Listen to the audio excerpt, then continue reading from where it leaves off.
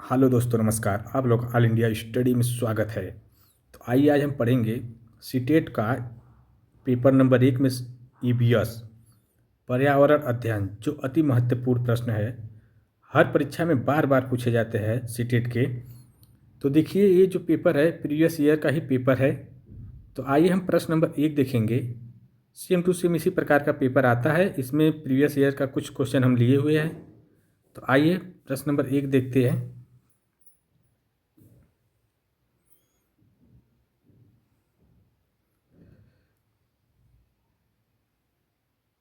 निम्नलिखित में से कौन सा कथन आकलन प्रक्रियाओं के विषय में सबसे कम उपयुक्त है?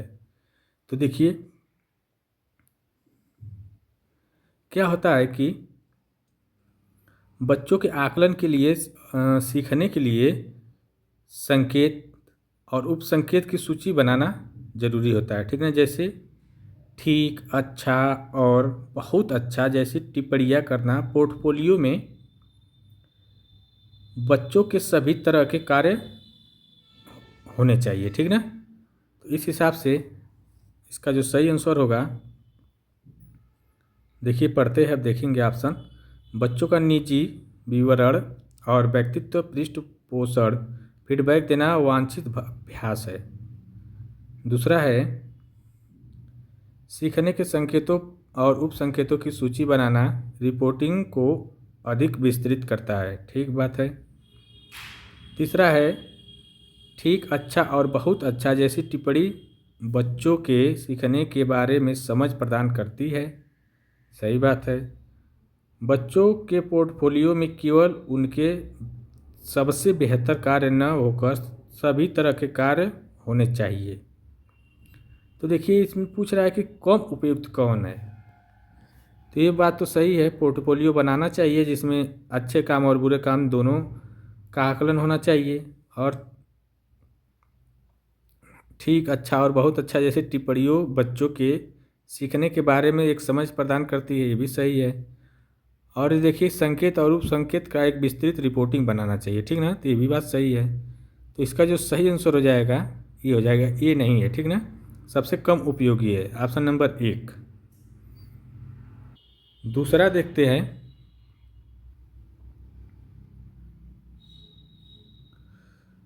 दूसरा है दिए गए प्रश्नों को ध्यान से पढ़िए।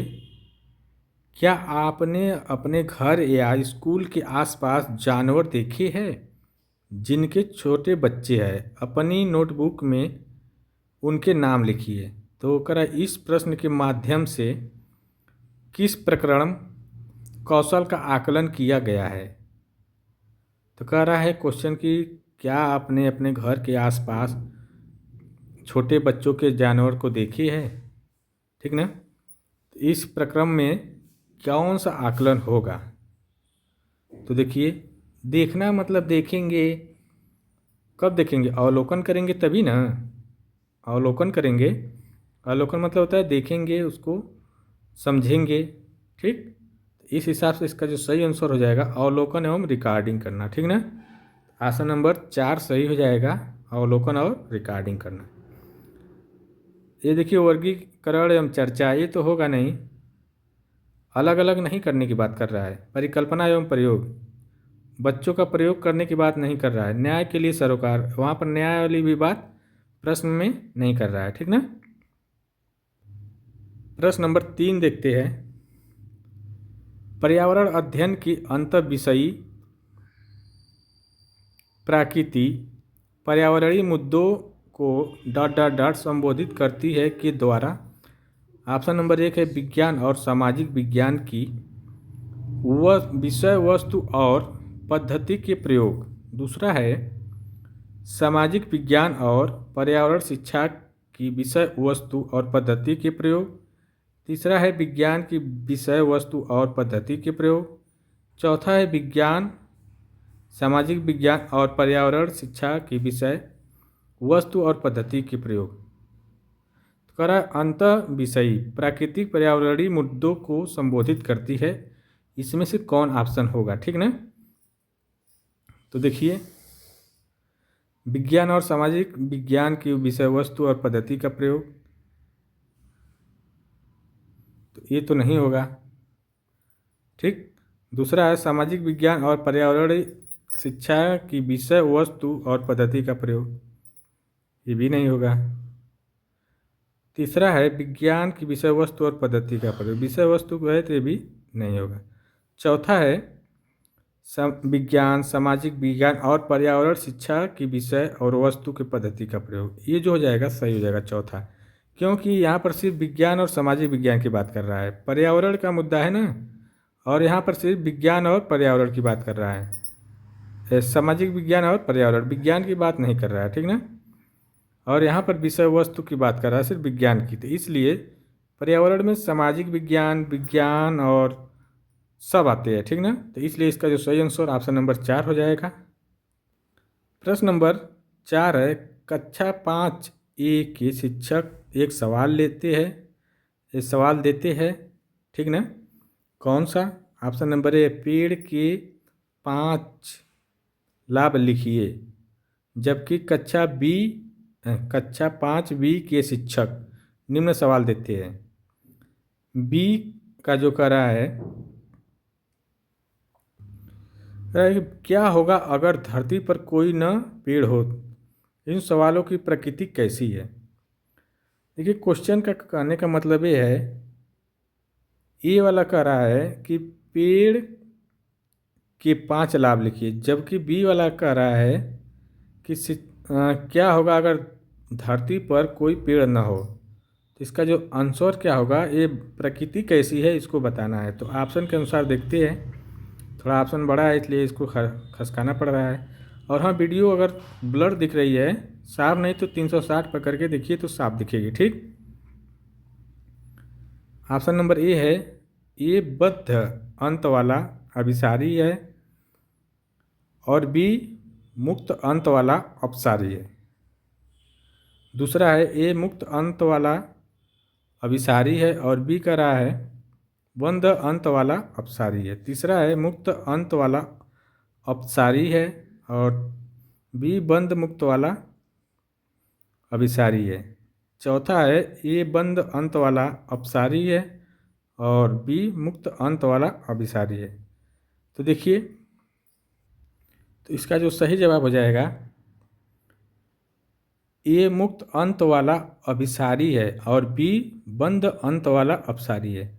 अब इसका मतलब समझिए, जो अभिसारी होता है वो सभी दिशाओं में सभी क्षेत्रों में फैला होता है, ठीक ना। तो ये में यही पूछा गया है, क्वेश्चन में यही क्या कहा गया था कि 5 पेड़ का पेड़ लगाने का लाभ पूछ रहा है। तो जब लाभ क्या होगा यह बताएंगे तो सभी प्रकार के लाभ को बताएंगे ना, पेड़ से जितने प्रकार के लाभ होते हैं, ठीक। तो इसलिए सही हो जाएगा। और बी कह रहा है बंद अंत वाला अपसारी, तो इसका मतलब ये हो गया कि जो बी है वो बस ये कह रहा है कि अगर पेड़ ना होता तो धरती पर क्या होता। तो इसका मतलब ये है कि ये बंद वाली बात कर रहा है, ठीक ना। इसलिए इसका जो सही आंसर दूसरा हो जाएगा। अगला क्वेश्चन देखेंगे प्रश्न नंबर 5 को। कक्षा 1 में पर्यावरण अध्ययन में शिक्षार्थियों के आकलन के बारे में निम्नलिखित में से कौन सा सत्य है। तो ऑप्शन नंबर 1 है, ऑप्शन नहीं दिया है, इसमें 4 ऑप्शन दिए, इसमें फिर उसके बाद कोई 2 या 3 जो भी होगा सही, आगे देखते हैं। मौखिक परीक्षाएं क्योंकि हो सकता है कि बच्चे लिखने में सक्षम ना हो, ठीक। दूसरा कह रहा है ड्राइंग क्योंकि बच्चों को इसमें आनंद आता हो। तीसरा है शिक्षकों को अवलोकन और रिकॉर्डिंग। चौथा है किसी को न रोके, नीति को ध्यान में रखते हुए आकलन की कोई आवश्यकता नहीं। तो देखिए इसमें क्या होगा,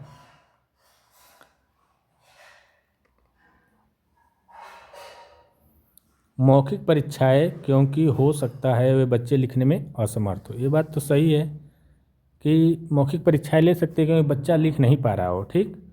तो ये तो हो गया। अब हम ऑप्शन में आएंगे, भी देखेंगे कौन कौन सा सही होगा। दूसरा कह रहा है ड्राइंग क्योंकि बच्चों को इसमें आनंद आता हो। ये भी बात सही है, ड्राइंग बनाएगा तो बच्चे को आनंद आएगा, रुचि होगी तो जल्दी सीखेगा। तीसरा है शिक्षकों को अवलोकन और रिकॉर्डिंग करना, ये भी बात सही है। 1 2 3 सही है। चौथा क्या है, किसी को न रोके नीति को ध्यान में रखते हुए आकलन की कोई आवश्यकता नहीं, ये बात गलत है। आकलन की आवश्यकता होती है, ठीक ना। तो इसलिए 1 2 3 तीनों सही है। तो आइए ऑप्शन देखते हैं। 1 2 3 सही था ना, तो ऑप्शन नंबर 1 ही हो जाएगा। 1 और 2 और 3 ये सही हो जाएगा, ठीक ना। अब अगला क्वेश्चन देखेंगे, प्रश्न नंबर 6। देखिए इसी तरह पेपर आता है, प्रीवियस ईयर का क्वेश्चन है, ठीक ना। कक्षा 5 की शिक्षिका एक एल्युमिनियम फाइल लेती है और पानी में डाल देती है एवं दिखाती है कि वह ऊपर तैरता है। फिर वह फाइल को मोड़कर जोर से दबाती है, निचोड़ती है और फिर उसे पानी में डाल देती है तथा विद्यार्थी को दिखाती है कि वह डूबता है। बाद में वह शिक्षार्थियों को सोचने और कारण देने के लिए कहती है कि ऐसा क्यों हुआ। इस प्रश्न का उत्तर देने में निम्नलिखित में से कौन सा प्रक्रम कौशल का प्रयोग किया गया है, ठीक ना। पहले कक्षा 5 का जो शिक्षिका है वो एल्युमिनियम की फाइल को लेती है, उसको पानी में डाल देती है तो नहीं डूबता है, फिर उसको मोड़ करके जब पानी में डालती है तो डूब जाता है। तो ये बताइए इसमें कौन सा प्रक्रम अपनाया गया है। तो ये देखिए इसमें जो अपनाया गया है परिकल्पना, ठीक ना, ऑप्शन नंबर 1। ये मापन वाली बात नहीं, ये नापा तो नहीं जा रहा है, अवलोकन भी नहीं किया जा रहा है, देखा और समझा भी नहीं जा रहा है, ये वर्गीकरण तो होगा नहीं, तो परिकल्पना कर रहा है, ठीक ना। अगला क्वेश्चन देखेंगे, प्रश्न नंबर 7। पर्यावरण अध्ययन के शिक्षा शास्त्र के संदर्भ में सिवाय निम्नलिखित सभी वांछनीय अभ्यास है कि ऑप्शन नंबर 1 है आलोचनात्मक चिंतन और समस्या समाधान के लिए क्षमता संवर्धन करने। दूसरा है बच्चों की अस्मिता या व्यक्तित्व का पोषण करने। तीसरा है वास्तविक अवलोकन के स्थान पर पाठ्य पुस्तकीय ज्ञान की श्रेष्ठ को स्वीकार करने। चौथा है पाठ्य पुस्तक को संदर्भ में बहुलता देने। तो देखिए यह ऑप्शन नंबर 1 देखते हैं, आलोचनात्मक चिंतन, आलोचना वाली बात तो होगी नहीं। दूसरा है बच्चे की अस्मिता या व्यक्ति का पोषण, ये भी नहीं होगा, ठीक ना। तीसरा है वास्तविक अवलोकन के स्थान पर पाठ्य पुस्तकीय ज्ञान की श्रेष्ठता को स्वीकार करना, ठीक ना। तो ये ऑप्शन सही हो जाएगा, ठीक। अब अगला क्वेश्चन प्रश्न नंबर 8 देखेंगे। 8 है महेश कक्षा 4 के शिक्षक है, वे वृक्ष संरक्षण की अवधारणा पर विद्यार्थियों को संवेदनशील बनाने के लिए योजना बनाते हैं। निम्नलिखित में से कौन सी एक विधि इस उद्देश्य के लिए सर्वाधिक उपयुक्त है। देखिए पहला है वाद विवाद प्रतियोगिता का आयोजन करना, यहाँ पर वृक्ष संरक्षण की बात कर रही है, ठीक ना। दूसरा है एक पौधे को अपनाने और उसका पोषण करने के लिए प्रत्येक शिक्षार्थी को अभिप्रेरित करना। तीसरा है पोस्टर प्रतियोगिता में हिस्सा लेने के लिए अभ्यर्थी को प्रोत्साहित करना। चौथा है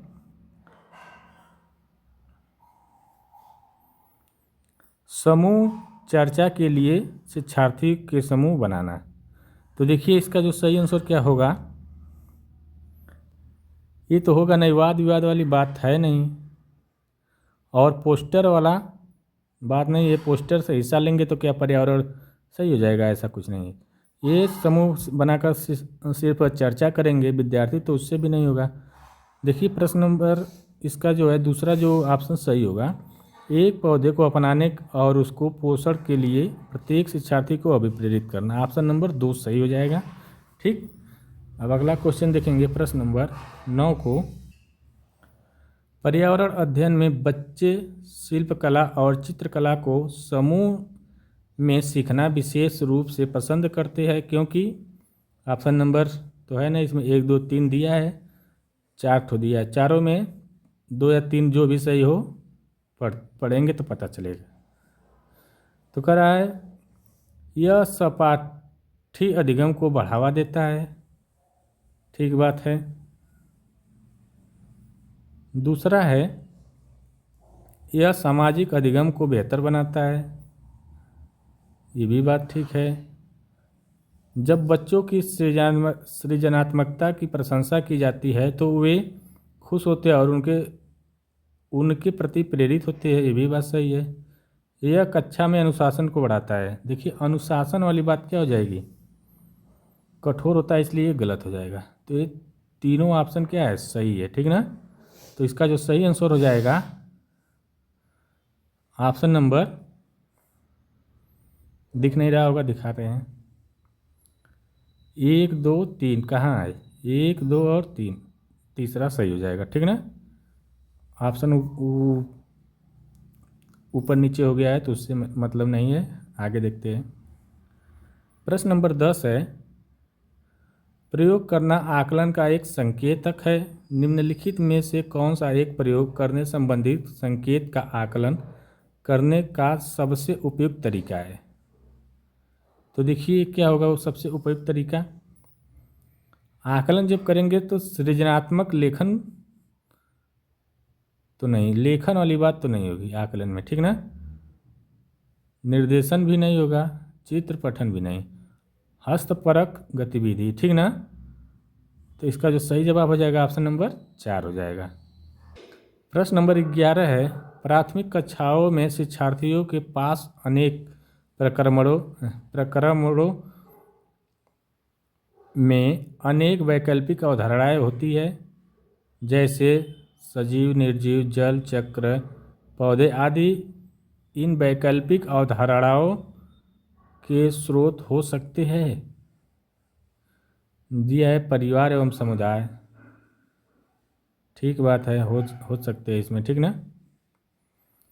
पाठ्य पुस्तकें एवं अन्य पुस्तकें, ये भी होगा, ठीक ना।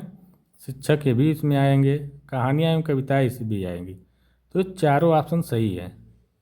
तो इसमें देखते हैं चारों कहाँ है, 1 2 3 4। तो ऑप्शन नंबर 2 करेक्ट हो जाएगा। प्रश्न नंबर 12 देखते हैं, कांच के जार तथा बोतलों को उनमें अचार भरने से पूर्व सूर्य की धूप में अच्छी तरह सुखाया जाता है, ऐसा क्यों। ऑप्शन नंबर है उनके तापमान में वृद्धि करने के लिए, गलत बात, तापमान में वृद्धि की बातें नहीं है। दूसरा है उसमें से धूल को हटाने के लिए, भाई वो धूल की बातें नहीं है। नमी को पूर्णतः हटाने के लिए, अचार को स्वादिष्ट बनाने के लिए। तो ये स्वादिष्ट की बात नहीं, जब नमी पूर्णतः हट जाएगी तो उसमें जो भूई लगती है वो नहीं लगेगी, ठीक ना। तो इसका सही जवाब हो जाएगा तीसरा। प्रश्न नंबर 23 है, रेणु की दादी उसे एक सूखा कुआं दिखाते हुए बताती है कि 15-20 वर्ष पहले कुएं में पानी था, लेकिन अब यह पूर्णतः सूख गया। कुएं में पानी सूखने का क्या कारण हो सकता है।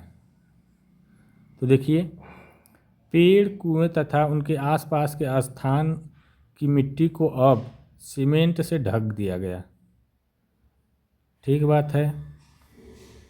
दूसरा है, आसपास के इलाके में बहुत सारे बोरिंग पंप लग गए। देखते हैं, प्रत्येक व्यक्ति के घर में अब नल होने के कारण कोई भी कुएं का प्रयोग नहीं करता है। देखिए, ये प्रत्येक व्यक्ति की बात नहीं है कि घर में सबके नल हो गए तो कुएं के पानी का प्रयोग नहीं करेगा, इसकी वजह से कुआं नहीं सूखा है। सूखने का कारण है ये बोरिंग पंप लगना, ठीक ना, जो ट्यूबवेल लग जाते हैं समरसेबल, इसके वजह से। तो दूसरा तो सही हो गया। पहला देखते, पेड़ों और कुएं तथा उनके आसपास के जो स्थान है वो मिट्टी को अब सीमेंट से ढक देते हैं, ठीक ना। वहाँ के जो पेड़ पौधे वो कट गए और मिट्टी से ढका गए, तो इससे भी होगा, ठीक ना। तो 1 और 2 सही हो जाएगा।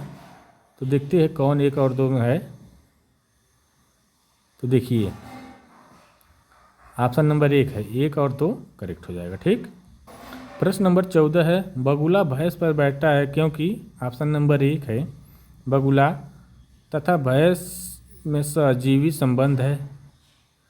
दूसरा, बगुला मनोरंजन के लिए भैंस पर बैठता है। तीसरा, भैंस बगुले को एक स्थान से दूसरे स्थान तक ले जाने में मदद करती है। चौथा है, बगुला भैंस को डराना चाहता है। तो ये डराने वाली बात तो है नहीं, वो एक स्थान से दूसरे स्थान तक बगुला क्यों जाएगा, वो खुद ही उड़ के चला जाएगा उससे तेज। ये मनोरंजन की भी बात नहीं है। बगुला इसलिए भैंस के ऊपर बैठ रहा है ताकि उसमें भैंस के ऊपर जो सजीवी जीव है, जैसे किलनी हुआ, ढील हुआ, ठीक ना, इसको खाने के लिए। तो इसका जो सही जवाब हो जाएगा ऑप्शन नंबर 1। ठीक। प्रश्न नंबर 15 है, निम्नलिखित में से जड़ का कौन सा कार्य पौधों के लिए नहीं है। ऑप्शन नंबर ए, भोजन भंडारण या संचित करना, ह्यूमस उपलब्ध कराना, पौधों को सहारा देना, जल तथा खनिज का अवशोषण करना। देखिए, जड़ का काम जो होता है जल तथा खनिज का अवशोषण करना भी होता है, पौधे को सहारा भी देता है कि जिससे वो गिरे ना, ह्यूमस उपलब्ध कराना भी होता है, और जल का जो काम है भोजन भंडारण या संचित करना। जड़ का काम ये नहीं है कि भोजन वो पहुँचाए, ठीक ना, और भोजन का भंडार करे, ये बात गलत है। तो यहाँ पर नहीं कहा है, तो इसलिए इसका आंसर ऑप्शन नंबर ए हो जाएगा। ठीक। प्रश्न नंबर 16 है, कर्णम मल्लेश्वरी के विषय में नीचे दिए गए कथनों पर विचार कीजिए। ऑप्शन नंबर 1 है, वह अंतर्राष्ट्रीय ख्याति प्राप्त भारोत्तोलक वेट लिफ्टर है। ठीक बात है, तो है ही है, सही बात है, ये है, ठीक ना।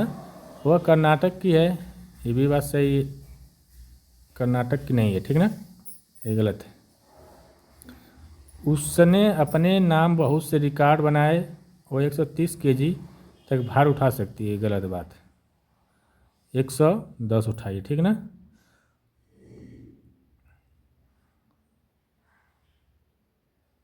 नहीं नहीं, 130 उठाइए, ठीक ना, ये 130 उठाइए, सही हो जाएगा। ठीक।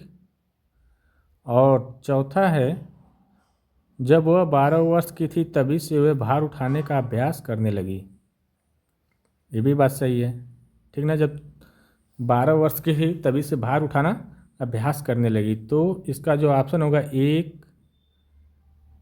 3, 4। अब देखते हैं 1, 3, 4 कहाँ है। 1, 3, 4 देखिए यहाँ पर है, 1, 3, 4। ठीक।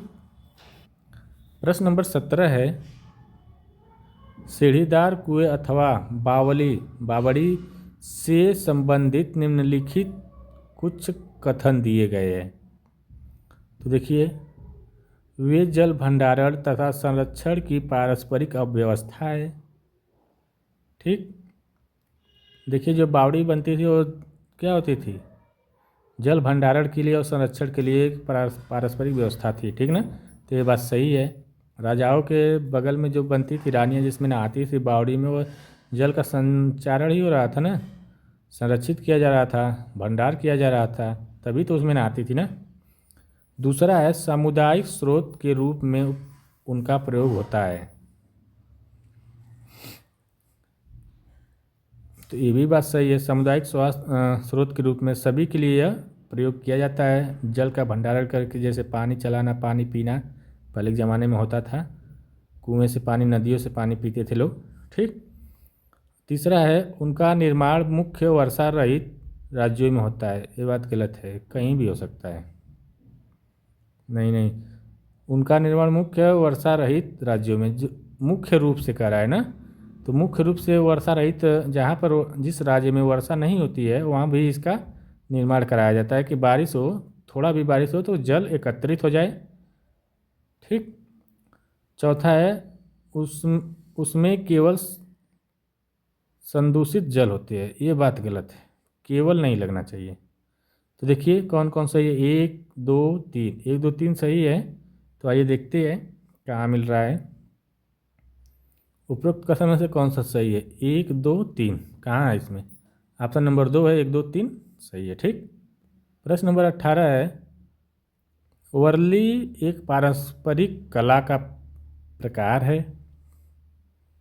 देखिए कह रहा है कि वर्ली एक पारंपरिक कला का प्रकार है। वर्ली नामक स्थान किस राज्य में है? देखिए यह जो वर्ली है यह एक कला है, तो ये जो महाराष्ट्र में होगा, ठीक ना, यह महाराष्ट्र की कला है। इसका सही जवाब हो जाएगा ऑप्शन नंबर 1। प्रश्न नंबर 19 है, तमिलनाडु के निकटवर्ती या समीपवर्ती राज्य है। देखिए तमिलनाडु के निकट कौन कौन से? केरल भी है, तो केरल 2 ऑप्शन में है, इसमें नहीं है तो एक कट गया, 2 बचा। कर्नाटक भी है, कर्नाटक इसमें भी मिल रहा है, इसमें भी मिल रहा है, अभी भी आगे चलते। और गुजरात तो पश्चिम साइड है ना भारत के, तो वहाँ कर्नाटक से कोई लेना देना नहीं है, ठीक ना, तमिलनाडु से, तो ये अलग गलत हो गया ये भी। तो बचा क्या? एक, केरल, कर्नाटक और आंध्र प्रदेश, यही है, ठीक ना। क से केरल, क से कर्नाटक और आंध्र प्रदेश, ठीक। प्रश्न नंबर 20 है, देखिए वीडियो अच्छी लगे चैनल को लाइक शेयर सब्सक्राइब करते हुए चलिए। ये जो क्वेश्चन पेपर है बोरिंग लग रहा होगा, क्योंकि बहुत बड़े बड़े क्वेश्चन है जो पेपर में इसी प्रकार आते हैं, ठीक ना। ये प्रीवियस ईयर का ही क्वेश्चन है। आइए देखते हैं 20 नंबर, निम्नलिखित में से किसकी सुनने की शक्ति इतनी क्षीण होती है कि वह वायु के पत्तों के हिलने की ध्वनि और घास पर किसी जानवर के चलने की ध्वनि में अंतर बता सकता है। तो देखिए वायु के हिलने की ध्वनि और घास पर चल रहा है कोई जानवर, उसमें अंतर वो बता देगा कि जानवर आ रहा है कि वह हवा चल रही है जिससे पत्ती हिल रही है, तो वह बाघ में होती है, ठीक ना। तो इसका सही जवाब हो जाएगा बाघ। प्रश्न नंबर 21 देखेंगे, जब कोई व्यक्ति ट्रेन द्वारा अहमदाबाद से केरल की यात्रा करता है तब वह अनेक सुरंगों को पार करता है, वे सुरंगें पर्वतों में कौन सी हैं? जब अहमदाबाद से केरल जब जाता है तो उसमें को कौन सी सुरंग मिलती है बीच में, जिसको ट्रेन होते हुए गुजरती है? तो वह होती है पश्चिमी घाट, ठीक ना। तो इसका जो सही जवाब हो जाएगा पश्चिमी घाट सुरंग मिलती है। अगला क्वेश्चन देखेंगे, प्रश्न नंबर 22, पृथ्वी गोल है, वास्तव में पृथ्वी पर ऊपर नीचे कुछ नहीं होता, केवल सापेक्ष होता है। हम भारत के लोग डॉट के लोग सापेक्ष से उल्टे हो सकते हैं। तो देखिए इसका जो सही जवाब हो जाएगा यह अर्जेंटीना में होगा, ठीक ना। इसका सही जवाब ऑप्शन नंबर 4 है। प्रश्न नंबर 23 है, मच्छरों के प्रजनन की रोकथाम के लिए ठहरे पानी पर तेल डालने की सलाह दी जाती है, ऐसा इसलिए कि क्योंकि तेल ऑक्सीजन की आपूर्ति को काट देता है जिससे मच्छरों का प्रजनन थम जाता है। ये बात सही है, पहले ही सही है। तेल क्या करता है? ऑक्सीजन की पूर्ति को काट देता है जिससे मच्छर के प्रजनन की जो गति होती है वो थम जाती है, ठीक ना। एक समय जब समुद्र में तेल का रिसाव हुआ था तो बहुत सी मछलियाँ मर गई थी। मरने का कारण यही था कि जब तेल समुद्र में गया तो ऑक्सीजन की कमी होने लगी, तो मछलियाँ सब ऊपर निकलने लगी, ठीक ना। प्रश्न नंबर 24 है, निम्नलिखित में से कौन सा कीट मधुमक्खी की भांति कॉलोनी या बस्ती के एक साथ नहीं रहता? देखिए बर्र भी रहता है, ततैया जो चिड़ई पक्षी भी रहती है, चींटी भी एक साथ रहती है, दीमक भी एक साथ रहते हैं, देखिए। और ये मकड़ी जो है एक साथ नहीं रहती है, एक जगह झाला बना के दूसरे साइड निकल लेती है। एक झाले में देखेंगे कि 2 मगर मकड़ी नहीं दिखाई देती है, ठीक ना। प्रश्न नंबर 25 है, ग्रामीण क्षेत्र के मकानों के ढांचे वहाँ की जलवायु मौसम की स्थिति से संबंधित होते हैं एवं गांव के मकानों के लक्षण दिए गए हैं। देखिए मकान मजबूत बांस के खंभे पर बने होते हैं, कहाँ के? दूसरा है अंदर से भी मकान लकड़ी के ही बने होते हैं, बात सही है। यह तीसरा है मकान ज़मीन से लगभग 3 मीटर या 3.5 मीटर ऊंचाई पर बने होते हैं, मकानों की छत ढाल होती है, ठीक ना। कह रहा है कि वहाँ कौन से प्रदेश में ऐसा है कि मकान बांस और खम्भों से बने होते हैं और उसके जो अंदर के जो मकान लकड़ी से बने होते हैं और मकान जो बना होता है वो ज़मीन से 3 मीटर ऊंचे बना होता है, जिसकी ढाल जो होती है, छत जो होती है ढाल होती है। ठीक, तो देखते हैं इस गांव में भारी वर्षा होती है तो यह गांव किस राज्य में होना चाहिए। जहाँ पर 3.5 मीटर ऊंचा बना हुआ है घर, 3 मीटर बांस के बने हुए हैं, उस गांव में अगर भारी वर्षा हो रही है तो गांव किस राज्य में होना चाहिए। तो देखिए ये असम में होता है, ठीक ना। तो इसीलिए इसका जो सही जवाब हो जाएगा असम। असम में ज़्यादा वर्षा होती है इसलिए घर लोग ऊपर बनाते हैं, 3 साढ़े 3 मीटर ऊपर बांस के खम्भों को गाड़ करके। प्रश्न नंबर 26 है, कुड़ुक कहाँ के लोगों की भाषा है। देखिए जो कुड़ुक है यह है झारखंड के। ऑप्शन नंबर 4 सही हो जाएगा, झारखंड के में बोली जाती है कुड़ुक भाषा। ठीक, प्रश्न नंबर 27 है, राष्ट्रीय पारिचर्या रूपरेखा 2005 के अनुसार निम्नलिखित में से कौन सी एक पर्यावरण अध्ययन की विषय है। तो ये देखिए भोजन, सौरमंडल, मौसम, ऊर्जा। तो भोजन इसकी प्रमुख विषय मानी गई है, ठीक ना, 2005 के अनुसार इसकी एक थीम है। प्रश्न नंबर 28 है, पर्यावरण अध्ययन के अध्ययन में विषय वस्तु थीम आधारित उपागम को अपनाने के समर्थन में निम्नलिखित में से कौन सा तर्क सबसे अधिक सशक्त है। तो देखिए ऑप्शन नंबर ए, यह पाठ्य योजनाओं को एक ढांचा प्रदान करने और शिक्षण को अधिक प्रभावी बनाने में मदद करता है। तो यही ऑप्शन सही हो जाएगा, ठीक ना, पहला ही। देखिए वीडियो अच्छी लगे चैनल को लाइक शेयर सब्सक्राइब करिए। अब मिलते हैं अगले वीडियो के लिए, तब तक के लिए नमस्कार। आज 28 ही क्वेश्चन है, 2 क्वेश्चन नहीं मिल पाए हैं, ठीक ना।